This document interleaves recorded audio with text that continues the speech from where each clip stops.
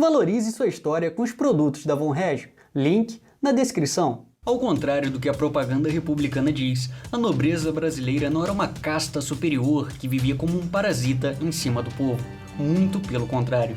No Império, essa classe era composta por meritocracia, ou seja, somente aqueles que prestassem grandes serviços ao país seriam agraciados por Sua Majestade com um título.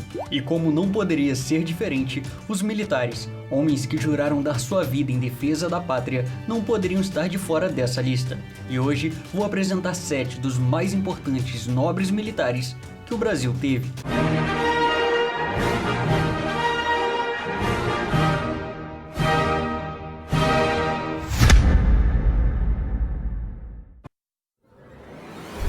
Manuel Luiz Osório, nascido em 1808 no Rio Grande do Sul, foi um militar e político monarquista.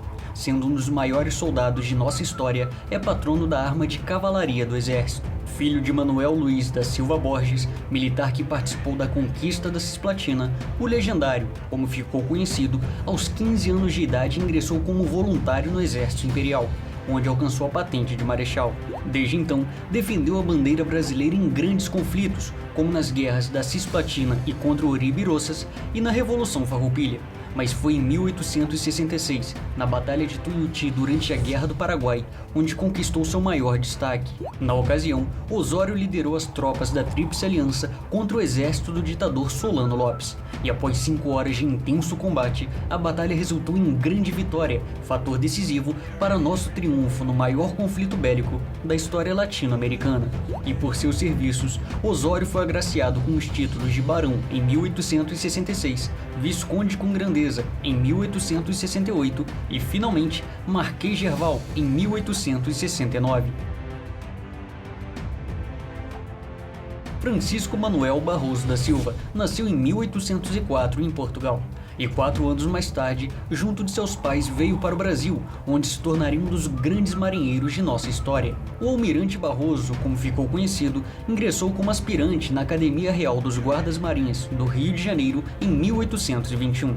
Desde então, teve vida ativa na Armada Imperial, participando com destaque de vários combates. Dentre eles, os travados durante a Guerra do Prata, no Grão-Pará, na luta contra a cabanagem, onde distinguiu-se pela retomada dos rebeldes de Igarapé-Mirim e na Guerra dos Farrapos. Mas foi na Guerra do Paraguai que marcou seu nome.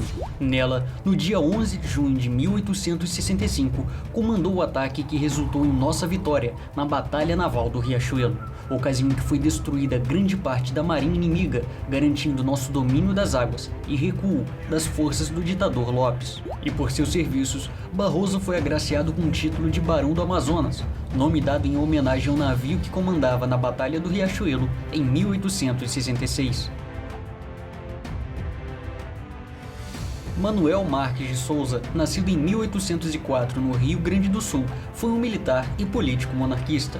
O Centauro de Luvas, como ficou conhecido, nasceu em uma família de tradição militar, tanto que já aos 12 anos de idade estava ao lado de seu pai, o brigadeiro Manuel Marques de Souza, na campanha do Uruguai. E desde então participou de todas as grandes guerras do Sul. Leal à coroa brasileira, lutou contra os rebeldes farroupilhas. Na ocasião, chegou a ser capturado, porém conseguiu escapar do cativeiro e coordenar um grande contra-ataque que culminou na reconquista da cidade de Porto Alegre para a legalidade. Seu sangue de soldado ferveu novamente no Paraguai, onde o nobre, comandando milhares de soldados, esteve à frente do famoso Cerco de Uruguaiana, ocasião em que os aliados impediram o avanço das forças do ditador Lopes rumo ao interior do Império. E por seus serviços, Marques de Souza foi agraciado com os títulos de Barão em 1852, Visconde em 1866 e, finalmente, Conde de Porto Alegre em 1868. Émile Louis Malher, nascido em 1801 na França, foi literalmente um dos maiores heróis de guerra de nosso país. O patrono da arma de artilharia do Exército Brasileiro media 2,1 metros de altura, pesando mais de 120 quilos. Aos 17 anos, veio para o nosso país junto de sua família, onde fixaram-se no Rio de Janeiro. Aqui, matriculou-se na Academia Real Militar em 1822 e desde então participou da defesa nacional em inúmeros conflitos, iniciando na campanha da Cisplatina em 1825. Malé ainda combateu na Guerra do Paraguai, tendo grande participação nas vitórias brasileiras do Passo da Pátria, do Esteiro Belhaco e em Tuiuti. Nesta última, suas bocas de fogo foram batizadas de artilharia revólver, tal a precisão e rapidez dos tiros. Sua criatividade era característica e assegurou importantes vitórias ao exército imperial. Destaque para o profundo fosso que construiu para a proteção de suas armas, fato que entrou para a história com a célebre frase: "Eles que vêm, por aqui, não passam".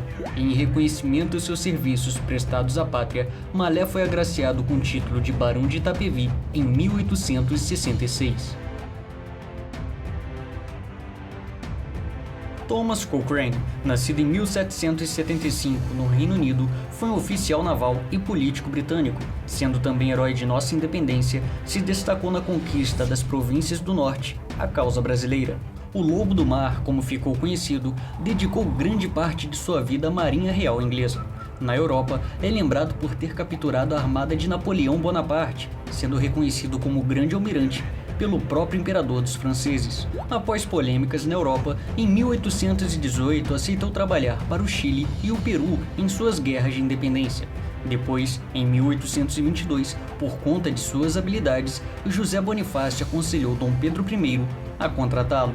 Aqui, recebeu a patente de primeiro almirante da Armada Imperial, e como comandante, seu maior feito foi expulsar os portugueses do Grão-Pará, assim garantindo o domínio das províncias do norte, incluindo a Amazônia, para a coroa brasileira.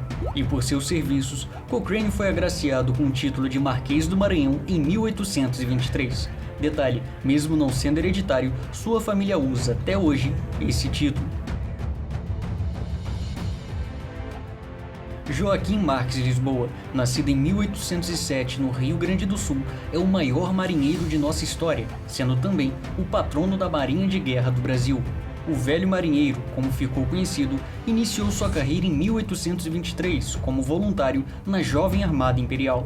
Desde então, defendeu o trono brasileiro em momentos históricos, como na Guerra de Independência, na Confederação do Equador e na repressão às revoltas do período regencial. No plano externo, participou da guerra contra Oribe e Rosas, e com a eclosão da Guerra do Paraguai, comandou nossas forças no Rio da Prata, dando apoio marítimo às batalhas do Passo da Pátria, de Curuzu e de Curupaiti.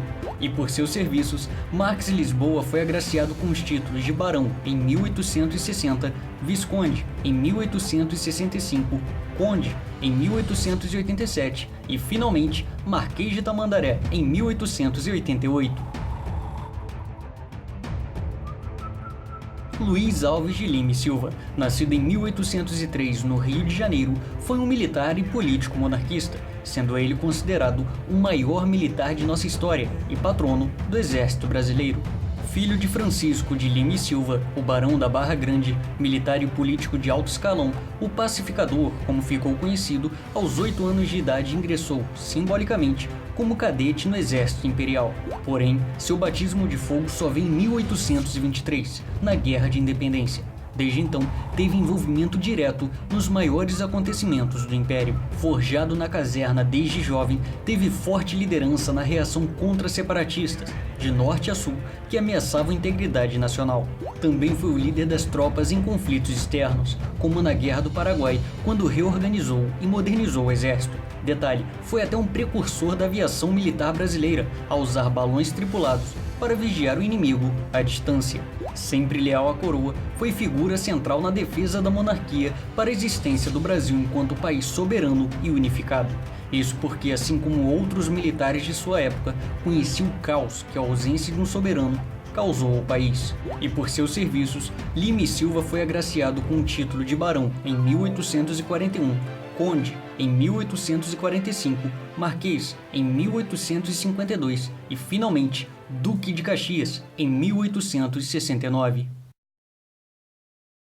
Em nossa história existem vários heróis, e suas qualidades são exemplos não só para os militares, mas para todos os brasileiros, pois relembrá-las é um exercício de patriotismo e inspiração. E são a homens como esses, guerreiros que deram seu sangue pelo verde e amarelo, a quem devemos nossa maior herança, um grande país e com um potencial único no planeta.